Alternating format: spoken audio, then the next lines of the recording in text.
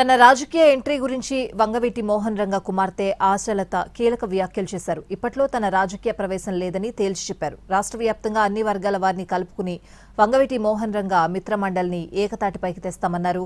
వంగవీటి మోహన్ రంగ ఆశయాలకు అనుగుణంగా నడుచుకుంటామని, భవిష్యత్తులో తన రాజకీయ ప్రస్థానం గురించి మాట్లాడతానని అన్నారు.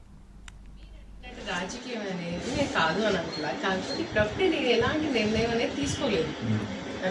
ఇది నేను ఇప్పుడు ప్రస్తుతం చేస్తుంది ఏంటంటే రాధారంగ మిత్రమండలి రంగగారి అభిమానుల కోసం అని చెప్పి నా ఫస్ట్ స్టెప్.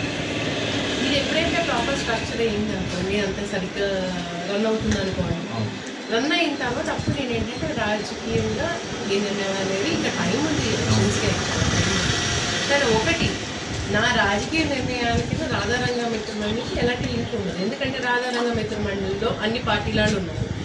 నేనంటూ వీళ్ళని ఫోర్స్ చేశానంటే మళ్ళీ పార్టీ ఇది అయిపోతా, ఆర్గనైజేషన్ అయిపోతుంది. నాకేంటంటే అది దానంత స్వచ్ఛందంగా ఒక ఆర్గనైజేషన్ కింద రన్ అవ్వాలి.